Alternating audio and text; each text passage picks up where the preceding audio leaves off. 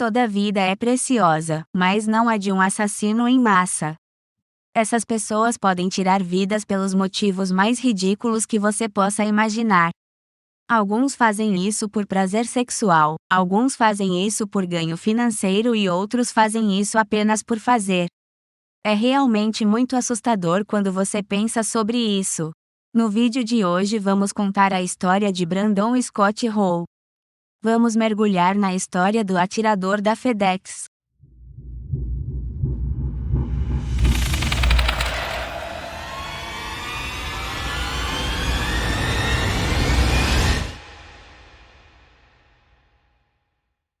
Esse massacre ocorreu em uma instalação da FedEx na parte sudoeste da cidade, perto do Aeroporto Internacional de Indianápolis. Há detectores de metal e portões de segurança na entrada do prédio, então os funcionários devem escanear seus crachás da FedEx. O aparelho tinha toda a segurança necessária, ou assim pensavam. No momento do tiroteio, havia pelo menos 100 pessoas no local, muitas delas de plantão ou em horário de almoço. O atirador foi identificado como Brandon Scott Hall, um morador de Indianápolis de 19 anos que trabalhou na fábrica da FedEx de agosto a outubro de 2020. No entanto, ele foi demitido após não retornar ao trabalho. Brandon dirigiu até as instalações da FedEx. A polícia acredita que ele atacou seu antigo local de trabalho não porque estava tentando documentar uma suposta injustiça, mas porque era moderado sobre a forma como a agência opera. Primeiro ele entrou no prédio, conversou com o segurança e depois voltou para o seu lugar. A polícia de Indianápolis disse que Brandon começou a disparar uma espingarda contra os funcionários no estacionamento logo após sair do veículo. Ele então continuou até a entrada da instalação, onde continuou a atirar. O tiroteio durou menos de minutos e matou 9 pessoas, incluindo Brandon. Vítimas foram encontradas mortas fora da instalação, enquanto as outras foram encontradas mortas dentro. Essas vítimas são Amarjit Kaur Johal, Carly Smith, Matthew R. Alexander, Samaria Blackwell, Jaswinder Kaur, Jaswinder Singh, Amarjit Sekon e John Vaisert. A testemunha disse que ouviu uma mulher gritar, mas não conseguiu entender o que ela estava dizendo. Mais 4 vítimas foram levadas para o hospital, uma delas em estado crítico e todas foram feridas por arma de fogo. 5 pessoas foram atendidas em outro município, outras 2 foram atendidas no local e liberadas. Outras testemunhas disseram que as pessoas dentro da instalação não conseguiram entrar em contato com a ajuda por causa da proibição de telefone da empresa. Oficiais do Departamento de Polícia Metropolitana de Indianápolis atenderam ao local pouco depois das 23 horas. Brandon se matou nas instalações antes de eles chegarem.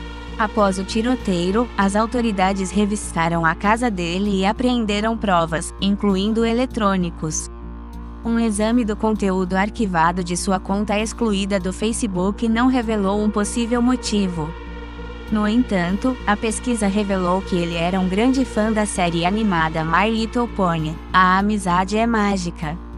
Menos de 1 hora antes do tiroteio, Brandon postou uma mensagem em sua conta no Facebook.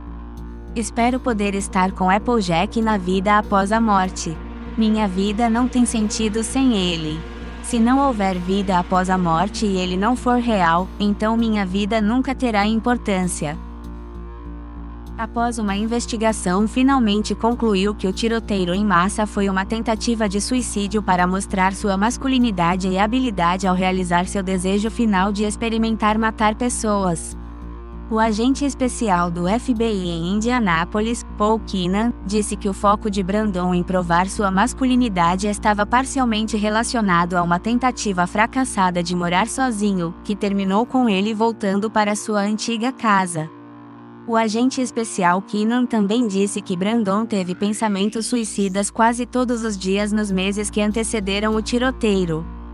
O agente especial Keenan disse que apenas o atirador sabe todas as razões pelas quais ele cometeu esse terrível ato de violência.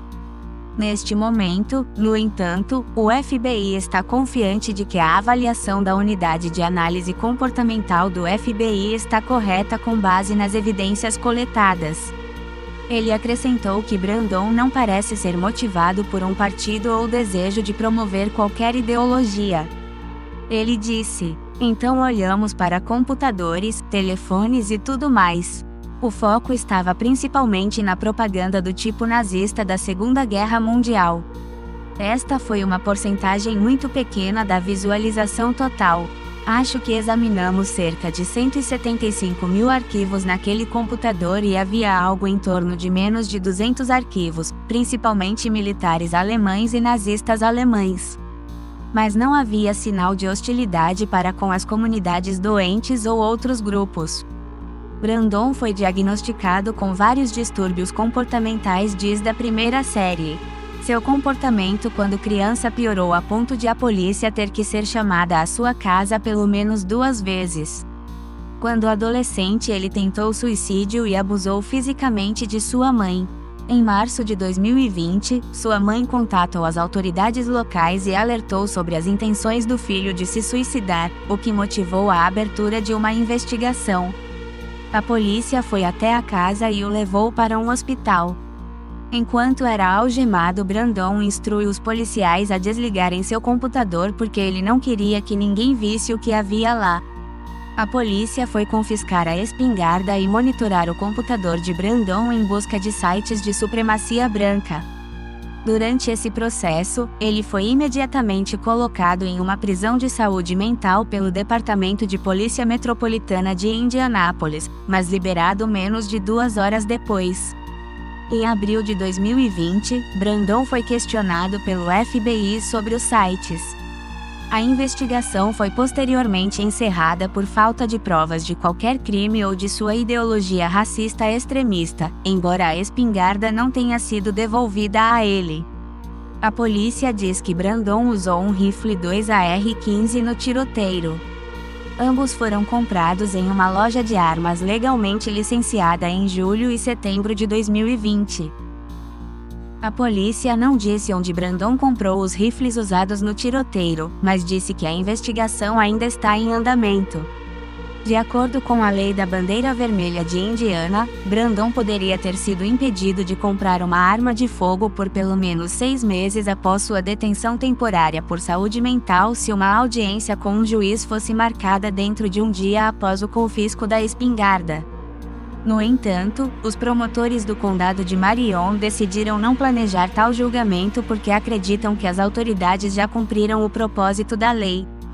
A Irmandade da Polícia de Indiana criticou o promotor do condado de Marion, Ryan Mears, por evitar o processo e não fazer sua parte, enquanto o promotor Ryan Mears criticou a lei da bandeira vermelha por muitas brechas, incluindo a política de proibição de telefone da FedEx que parecia impedir as pessoas de entrar em contato com a equipe da agência durante o tiroteio. O senador republicano Todd Young questionou se a lei da bandeira vermelha do estado existe. O estado tem uma lei nos livros que foi devidamente aplicada no caso de Brandon desde 2005. Supostamente permitia que a polícia confiscasse armas de pessoas consideradas perigosas para os outros ou para si mesmas, disse o senador Young.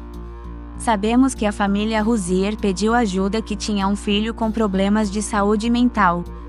Sabemos que há membros da nossa comunidade policial que responderam ao pedido de ajuda no curto prazo e sabemos que no final não foi o suficiente. O caso recebeu muita atenção até do presidente Joe Biden e da vice-presidente Kamala Harris, que expressaram suas condolências às famílias das vítimas. A família de Brandon pediu desculpas às famílias das vítimas por suas ações. Mas algumas pessoas acham isso muito inadequado. Voltando ao fato de Brandon ser fixurado por Applejack, personagem do My Little Pony, a amizade é mágica. Applejack é uma pônei fêmea do desenho, personagem muito fofo e totalmente infantil. Só que Brandon era apaixonado por ela. Apaixonado mesmo, Applejack era a garota dos sonhos dele. Fãs de My Little Pony são conhecidos como Brony, é uma junção das palavras brother e pony. Existe dois tipos deles, uma parte é relativamente normal, esquisitos, mas normais. Dizem que curtem os gráficos, arte e trilha sonora. Eles se vestem com orelhinhas e rabinhos e participam de convenções e de fóruns, e nesses fóruns está o outro tipo de Brony. Já essa outra parte podre e obscura são homens de todas as idades, fãs enlouquecidos do desenho e que nutrem paixões e taras pelos personagens. Sim, pelos pôneis, eles chegam ao ponto de se vestirem dos bonecos dos personagens com buracos em lugares estratégicos para que possam se aliviar. Brandon fazia parte dessa segunda parte de Brony. Como ele mesmo alegou na postagem no Facebook, se encontrar com Applejack na outra vida seria o único motivo para sua existência. Espero que tenham curtido esse caso. Já se inscreve no canal para não perder os próximos vídeos. Obrigado!